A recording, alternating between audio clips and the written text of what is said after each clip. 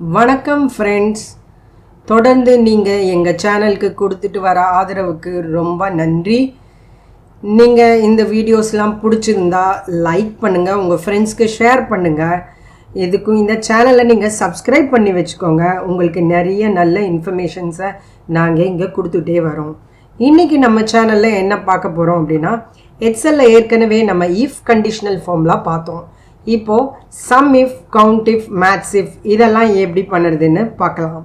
இதெல்லாம் logical based if formulas. அதாவது நம்ம ஒரு லாஜிக் படி உங்களுக்கு கணக்கு எடுத்து கொடுக்கும். இது நம்ம டேட்டா. இந்த டேட்டாவில் 3 கேட்டகரிஸ் இருக்குது, வெஜிடபிள், எலக்ட்ரானிக்ஸ், ஃப்ரூட்ஸுன்னு. இந்த டேட்டாவில் ஒவ்வொரு கேட்டகரியிலும் எவ்வளோ சேல்ஸ் அமௌண்ட் வந்திருக்கு இந்த மாதம் அப்படிங்கிறத கண்டுபிடிக்க போகிறோம். அப்புறம் ஒரு கேட்டகரியில் எந்த கேட்டகரியில் மேக்ஸிமம் சேல்ஸ் அமௌண்ட் அச்சீவ் ஆகிருக்கு, எந்த கேட்டகரி வைஸ். அதுக்கப்புறம் எந்த கேட்டகரியிலையோ எத்தனை ப்ராடக்ட்ஸ் வந்து 12,000 ரூபாயை தாண்டி சேல்ஸ் ஆகிருக்கு அப்படிங்கிறது கண்டுபிடிக்க போகிறோம். இப்போ முதல்ல நம்ம என்ன பண்ண போகிறோம், சேல்ஸ் பை கேட்டகரியை கண்டுபிடிக்க போகிறோம்.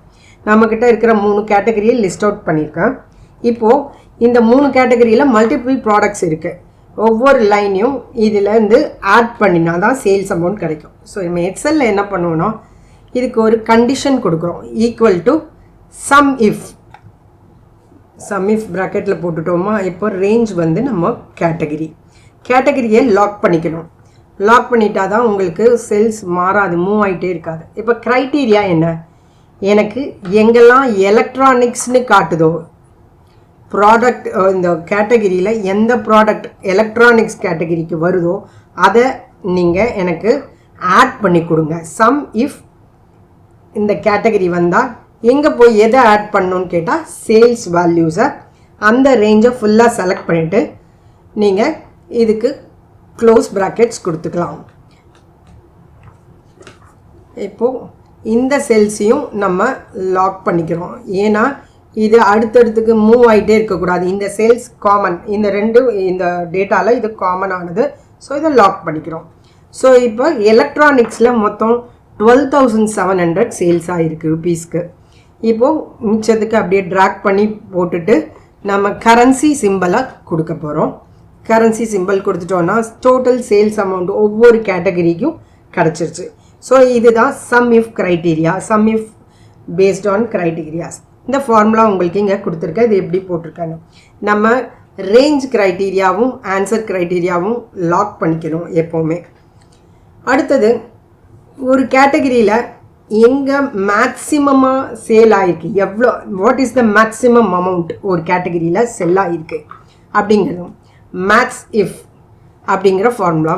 மேத்ஸ் இஃப்ஸ் இமேஎக்ஸ் ஐஎஃப்எஸ் போட்டுட்டு ஈக்குவல் டு மேத்ஸ் இஃப்ஸ் போட்டுட்டு ஓப்பன் ப்ராக்கெட்டில் இப்போது நம்மளோட மேத்ஸ் ரேஞ்ச் என்ன, சேல்ஸ் ரேஞ்சு எது மேக்ஸிமமாக இருக்க பார்க்க போகிறோம். ஸோ நம்ம ரேஞ்ச் வந்து சேல்ஸ்.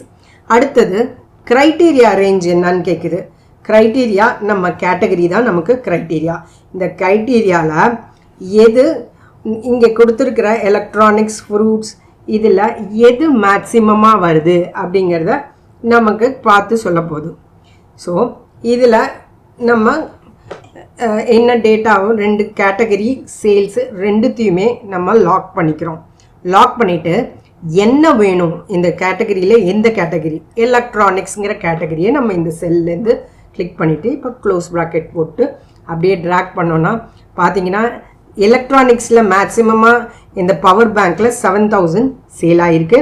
அதே மாதிரி ஃப்ரூட்ஸில் 14,550 சேல் ஆகிருக்கு.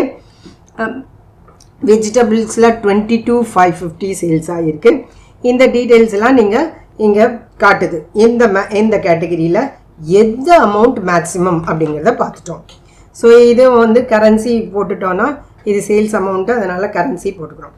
இப்போது எத்தனை ப்ராடக்ட்ஸ் இங்கே ப்ராடக்ட் பீன்ஸ் பவர் பேங்க் கொடுத்துருக்கல, அதில் எத்தனை ப்ராடக்ட்ஸு 12,000 ரூபாயை தாண்டி சேல் ஆகிருக்கு அப்படிங்கிறத பார்க்க போகிறோம். அதுக்கு கவுண்ட் இஃப் கவுண்ட் பண்ணுங்கள், எத்தனை ப்ராடக்ட்ஸ்னு கவுண்ட் பண்ணுங்கள்.